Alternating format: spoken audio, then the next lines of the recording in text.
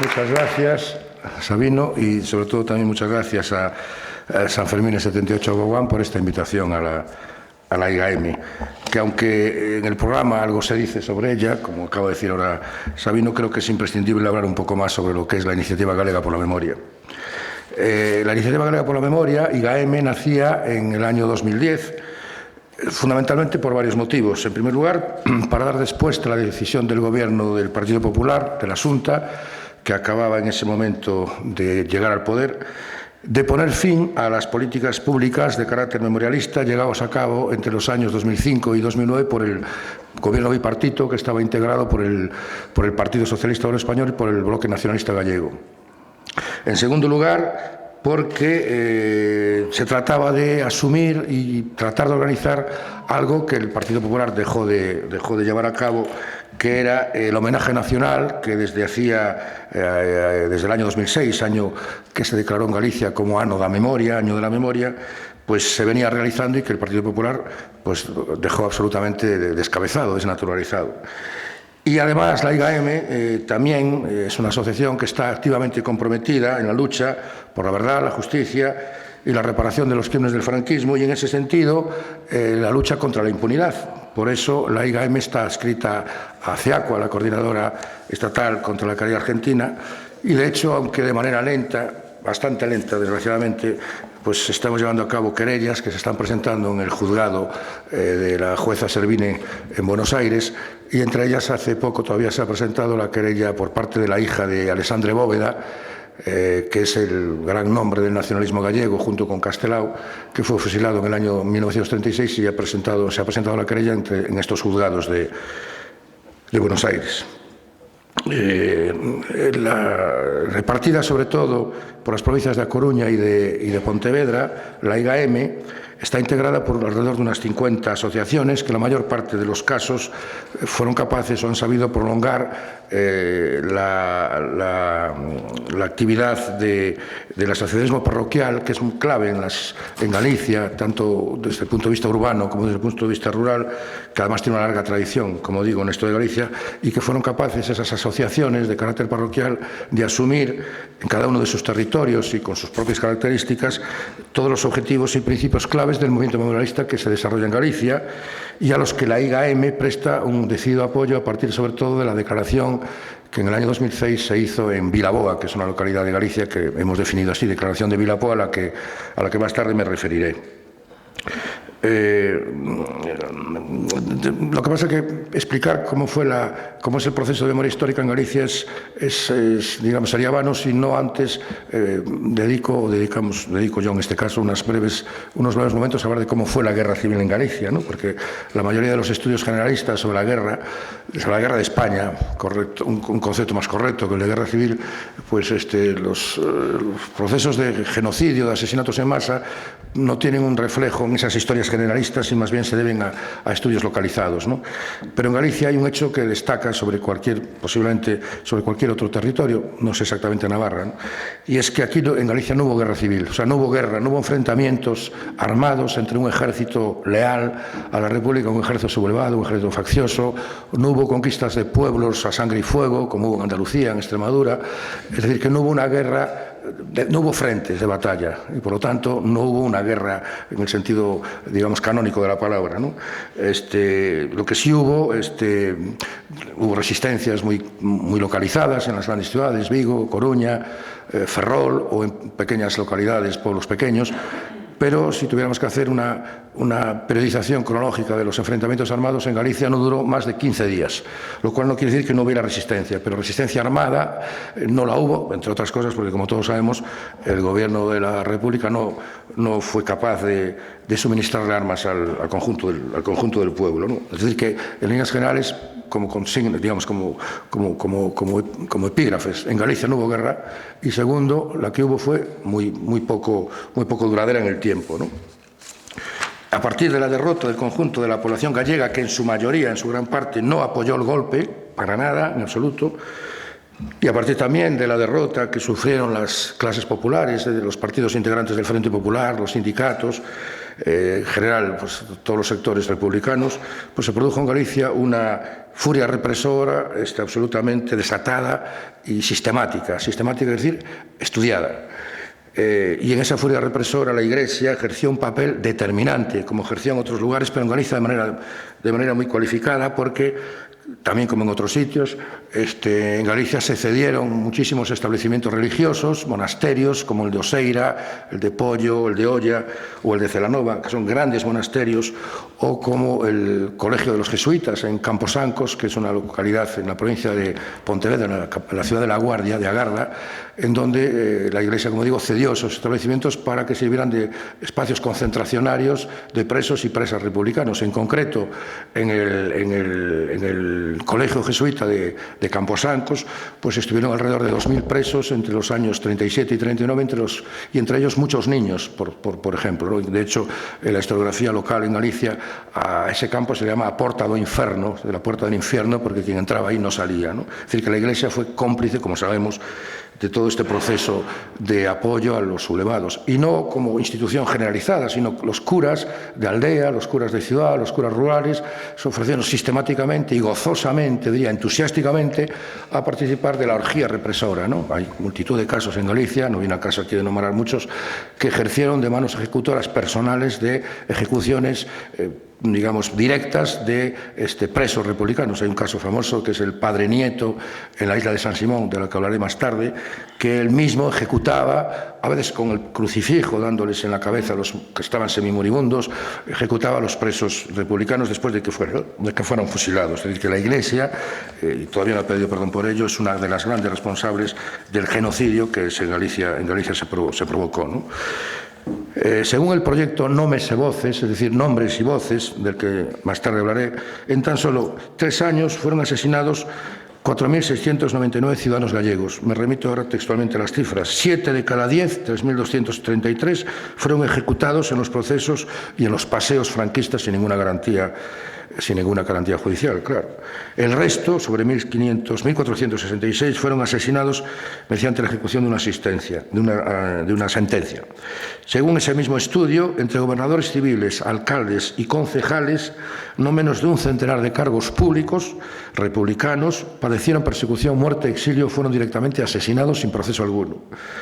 Así, en los primeros días de la guerra, en los primeros 15 días, fueron asesinados en Galicia los 4 gobernadores civiles, los alcaldes de las 5 principales ciudades de La Coruña, Santiago, Vigo, Ourense y Ferrol,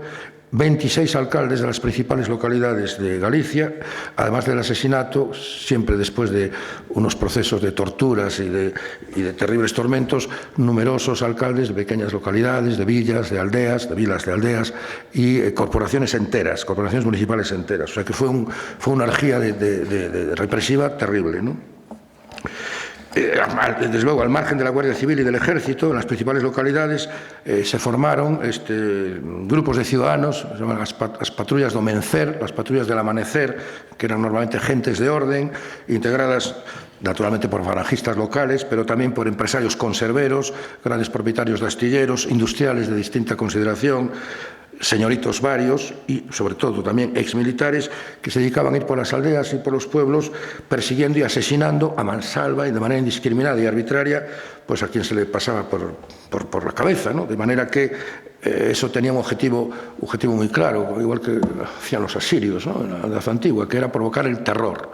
Y, naturalmente, el terror y el espanto que traía como consecuencia la absoluta incapacidad para responder y para resistir al golpe, ¿no? O sea, que se trataba de neutralizar cualquier capacidad de resistencia, ¿no? Se produjo, pues, en Galicia una intención claramente exterminadora y genocida contra las grandes capas de la población que en Galicia no estaban en absoluto motivada, como podía buscando explicaciones en otros lugares, porque en Galicia no hubo absolutamente, como en otros sitios, Andalucía a lo mejor o Extremadura, ningún tipo de acto violento contra grandes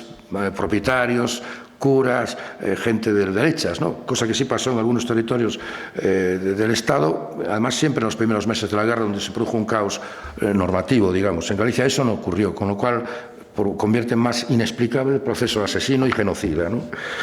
Tal como señala el historiador José Enrico Acuña, cito textualmente, los testimonios de cárcel, notas escritas en capela, últimas voluntades, cartas de despedida, diarios, testamentos hológrafos de muchos gallegos y gallegas víctimas de la represión entre 1936 y 1939 sirven para evaluar el carácter genocida y planificado de la represión. Bueno, dicho esta pequeña matización sobre lo que fue la guerra, que me parecía pertinente hacerla aquí, voy ahora a citar un poquito cuáles son las características de esa declaración de Vilaboa del año 2016, que está inspirada por la Iniciativa Galega por la Memoria y en la que se formulan una serie de propuestas y demandas que son las que ha asumido en general el movimiento memorialista gallego, ¿no? Leo esas demandas de manera sintetizada, claro. La primera sería: demandamos la aprobación de unas políticas públicas de la memoria de carácter estatal y también por parte del Gobierno gallego. Y entendemos, por tanto, que las políticas de memoria deben fundamentarse en el respeto a los derechos humanos, particularmente en lo referido al derecho a la verdad, la justicia y la reparación y las garantías de no repetición. Y en ese sentido, el movimiento memorialista gallego, que representa la IGAM, es absolutamente partidario de la derogación de la Ley de Amnistía del año 1977. En segundo lugar, reclamamos a los gobiernos municipales y diputaciones que incluyan políticas de memoria histórica en sus prioridades de administración y gobierno. 3. Exigimos al Gobierno gallego que la isla de San Simón, a la que citaré más tarde, vuelva a ser a ella la memoria y a la isla de la memoria y acoja prioritariamente actividades relacionadas con ella. 4. Demandamos la recuperación y reactivación con financiación del Gobierno gallego del proyecto Nomes e Voces para la investigación y divulgación de la represión franquista en Galicia. 5. Solicitamos al Gobierno gallego que apoye la labor de las asociaciones de recuperación de memoria histórica. 6. Reclamamos de la Administración de Justicia y de los poderes públicos en general que no ampare a fascistas integrantes todavía activos de la dictadura aún vivos y que promuevan su procesamiento en nuestro territorio, así como la colaboración con el proceso judicial abierto en Argentina contra los crímenes del franquismo. 7. Solicitamos una decidida política de cara a facilitar el acceso a los archivos que albergan documentación relacionada con la represión. 8. Exigimos la desaparición de la simbología franquista y de todo tipo de elemento que recuerde la dictadura. 8. Demandamos la creación de una red gallega de lugares de memoria señalizados mediante una imagen y simbología común. Y en esta iniciativa de buscar lugares de memoria no se trata solo de lugares de memoria genéricos, sino que se dará prioridad a lugares de represión, lugares de resistencia, espacios de solidaridad, fosas comunes y concretamente a la Ría de Vigo, que posiblemente, por supuesto en Galicia, sea la mayor fosa común de todo el Estado, la cual es muy difícil de buscar allí los restos, ¿no? Estamos hablando del mar. Y en esta declaración, como habéis podido ver, incluso por mi propia citación, pues se habla del proyecto Nomes y Voces, que creo que es importante que conozcáis lo que eso fue, porque además tiene un carácter institucional, lo cual es doblemente de agradecer, ¿no? El proyecto de investigación Nomes e Voces, es decir, nombres y voces, dirigido por Lourenzo Fernández Prieto, que es un catedrático de Historia Contemporánea de la Universidad de Santiago, nació con el impulso de los trabajos que se desarrollaron alrededor del año 2006, que, como dije antes, la Xunta de Galicia, en aquel momento integrada por el gobierno bipartito, llamó Ano da Memoria, Año de la Memoria, y que fue un proyecto promovido y financiado por la Consellería de Cultura y de Deporte de la Xunta, que estaba dirigida en aquellos momentos del gobierno bipartito por Ángela Bugallo, y que ejercía como director general de Creación y Difusión Cultural Luis Bará. Ambos los dos, hay que decirlo porque es de justicia, eran miembros del Bloque Nacionalista Galego. Y en la presentación de ese proyecto se dice textualmente: el trabajo se desarrolló alrededor de la búsqueda de los nombres, de las voces y de los lugares de la represión, y en esa línea, desde el rigor de la disciplina histórica, se pretendió cubrir los vacíos existentes sobre ese periodo en la historia de Galicia. En primer lugar, se trataba de poner al servicio del servicio de la sociedad gallega los nombres de las víctimas del franquismo a través de una base de datos específica que recogiese los principales datos de cada persona. En segundo lugar, se trataba también de recoger las voces de los que pasaron cárcel, exilio o estuvieron escondidos, así como los recuerdos de sus familiares. Y por último, parecía necesario echar luz sobre los lugares de la represión: las cunetas, los cementerios, las corredoiras, es decir, las pequeñas, una traducción de corredores, pequeñas carreteras o calles o rutas de las zonas rurales, y también de los montes donde fueron represaliados, asesinados o vejados.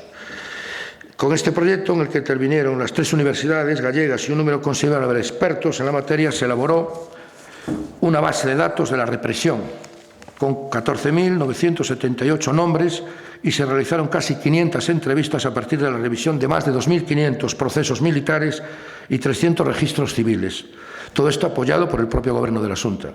Entrevistas que se sumaron a las 108 que fueron donadas por investigadores particulares. Se realizaron 22.340 digitalizaciones, de ellas 7.700 fotografías,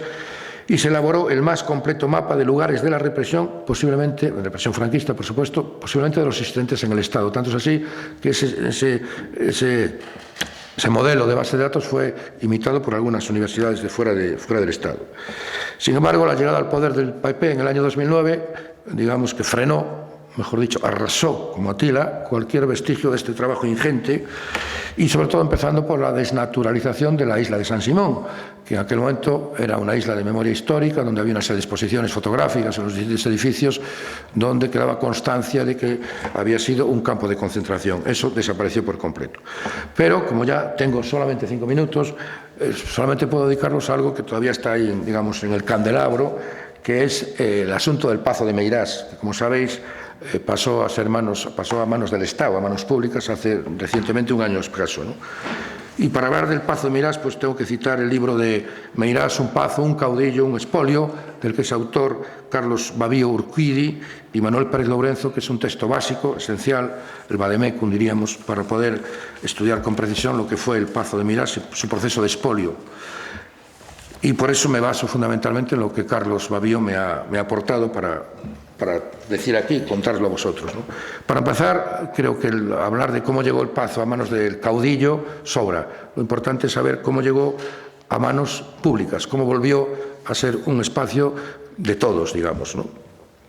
Entonces hay que señalizar varias claves. La primera es el memorialismo. Como dice Carlos Babío, sin él no existiría nada. Fue la memoria de quienes sufrieron el expolio de sus tierras y propiedades, la memoria de los padres, abuelos, madres, abuelas, que hablaban en silencio del robo y del abuso que llevó aparejada la entrega a Franco del Pazo, lo que fue dando forma paulatinamente a la devolución de este espacio prácticamente desde la muerte del dictador. Es decir, siempre hubo un eco de que aquello había sido un robo, ¿no? Y el memorialismo lo trajo a primera plana, digamos. En segundo lugar, la investigación que se viene desarrollando ya desde los años 90 hasta hoy. Frente a la versión oficial, fue necesario investigar desde el ámbito familiar y memorialista lo que realmente pasara en Meirás, reconstruir, como señala Babío, la verdad oculta por la dictadura y dotarse de la documentación necesaria para demostrar el expolio y el robo. Pero esto no se hizo, hay que decirlo, desde las administraciones públicas, que pasaron olímpicamente, ni siquiera desde el ámbito universitario, que también pues, les quedaba lejos, ¿no? La búsqueda de la verdad sobre lo que pasó en Meirás se hizo, y es imprescindible señalarlo, desde el espacio familiar, desde el espacio de los afectados, desde el universo privado de las víctimas y, desde luego, desde el memorialismo, que representa todo eso, ¿no? Y, repito, sin ninguna ayuda pública, ¿no? Sin ningún, digamos, aval institucional. El tercer aspecto, junto al memorialismo y la investigación, sería la divulgación social, que se viene haciendo ya desde el año 2007, más o menos de una manera masiva. Y con esta divulgación social y con la meticulosa investigación como prueba científica, se anuló cualquier atisbo de que, o argumentación basada en que oficial de que el Pazo había sido donado por los habitantes de la zona de Sada y que había sido un agasallo, es decir, un regalo hecho al dictador. Esa teoría queda desaparecida con la constatación documental e histórica. Y una vez que se consolida esta fehaciente verdad histórica, empírica, real, pues solamente había que hacer o buscar una estrategia que permitiera que se pudiera devolver el Pazo a manos del Estado, a manos públicas, a nuestras manos, por así decirlo, ¿no? Y en eso estoy acabando, en eso hay que establecer un elemento fundamental que es el detonante del actual proceso de recuperación. Aunque desde el ámbito institucional se habían dado ya algunos pasos, como declarar como BIC, bien de interés cultural, al edificio, eso obligaba a la familia Franco a dejar 4 días al mes libre el Pazo para que lo fueran a ver quien quisiera verlo. A pesar de eso, era imprescindible establecer una hoja de ruta que, según Carlos Babío, hiciera posible su devolución. Y esa falta de hoja de ruta llegó incluso a que de sectores progresistas en Galicia se pensara que lo importante sería el expolio, o sea, la expropiación del Pazo, con lo cual la teoría de que había sido robado quedaría desaparecida. Y un sector del que yo estaba y otros más, sobre todo Carlos Babillo, de que teníamos que luchar para que se demostrara que el Pazo había sido un robo, ¿no? Y por ahí se tiró, ¿no? Y había una demanda social unánime sobre eso, pero todavía había o faltaba quien, desde el punto de vista institucional, recogiera el guante, ¿no? ¿Qué institución podía, digamos, encabezar esa lucha por la devolución del plazo por haber sido un robo, ¿no? A partir del año 2017, y ante la intención de la Fundación Francisco Franco de gestionar las visitas para aprovechar con ellas para hacer apología de la dictadura y del franquismo, la Diputación de La Coruña, cuando estaba de vicepresidenta Goretti San Martín, decidió crear una Xunta pro devolución del Pazo que va a trabajar en dos ámbitos. Primero, en la confección de un informe histórico que demostrase el expolio, las irregularidades y los abusos cometidos por la dictadura, y segundo, en la elaboración de un informe jurídico que buscase una estrategia legal que permitiera, con ciertas garantías, la recuperación del inmueble en los tribunales de justicia. Junto a esto se va a impulsar a través de un proceso de participación social en el que intervendrán partidos, sindicatos, asociaciones culturales de todo tipo, para que se manifestaran públicamente en los alrededores del Pazo para reclamar que ese Pazo era de la ciudadanía y no era del dictador, ¿no? Todas estas acciones contribuyeron a que incluso el Parlamento de Galicia se sumara a la petición de la Diputación de A Coruña y que se presentara una demanda civil ante la Administración General del Estado, que es la única que puede legitimarla, ¿no? Esa demanda civil prosperó y, aprovechando los abogados del Estado, lo decía el Estado, toda la documentación que se había aportado, demostrando la ilegitimidad y el expolio que se había producido con el Pazo, pues se produce una sentencia en la que el Pazo pasa a manos públicas el 10 de diciembre del 2020. Sin embargo, a pesar de que esa sentencia es favorable a la devolución, favorable no, define la devolución como algo provisional, en este momento, como dice Carlos, que es el más estudioso en este asunto, estamos en una situación difícil porque, digamos que la ofensiva jurídica, y no voy a hablar ahora de cuál es el sistema judicial en este país, la ofensiva jurídica de los Franco es brutal, brutal. Y estamos en un momento delicado, ¿no? No hay que bajar las manos, porque como principio general los Franco quieren recuperar no solamente el bien inmueble, sino todo. O sea, todo quieren que sea devuelto a su propiedad, ¿no? Y en este momento, y acabo, hay hay varios factores que creo que es necesario saber, porque la prensa esto no lo dice, ¿no? Sobre el bien inmueble, es decir, sobre el edificio, que son alrededor de 2.500 metros cuadrados, y sobre la finca, que son alrededor de 7 hectáreas, los Franco reclaman su propiedad total. En caso de perderla, en sede judicial, como la han perdido provisionalmente, piden ser indemnizado por los supuestos arreglos, etcétera, etcétera, producidos desde el año 75.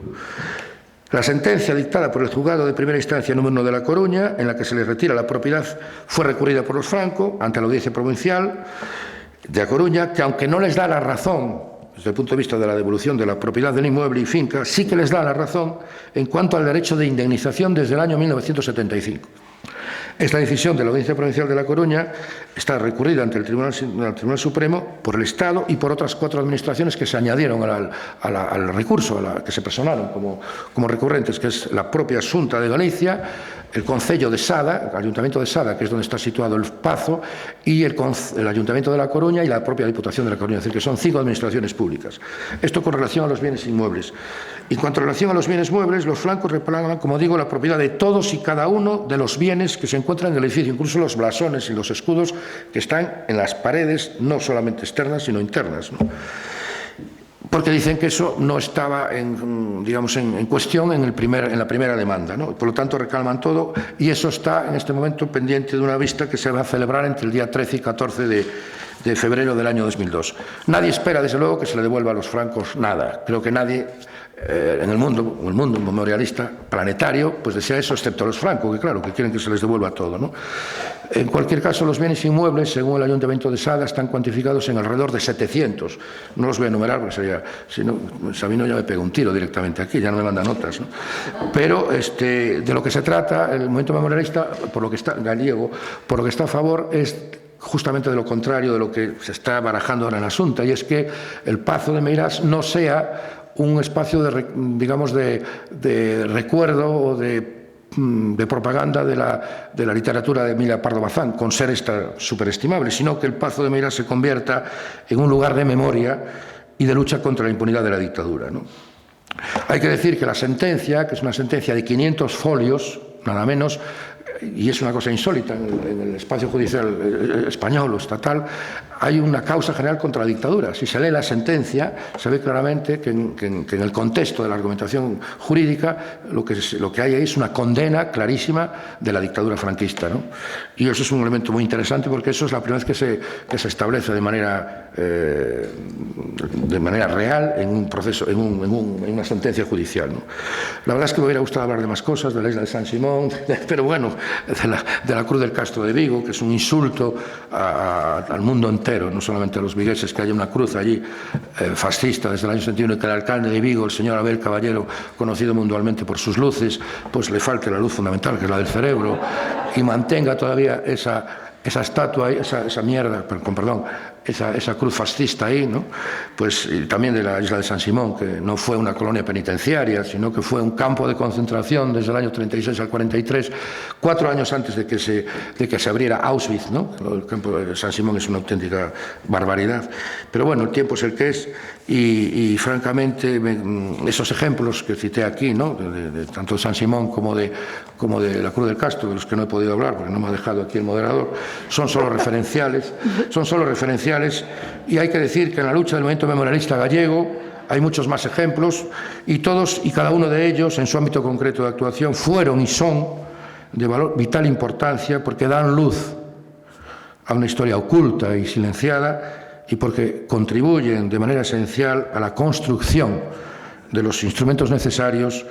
para preservarla y transmitirla a la memoria colectiva del pueblo gallego, al que yo aquí no digo que represente, pero del que formo parte. Como el tiempo es el que es, y creo que el mío ya se ha agotado totalmente y me he pasado, acabo aquí y os doy las gracias a todos y a todas por vuestra atención. Nada más, muchas gracias.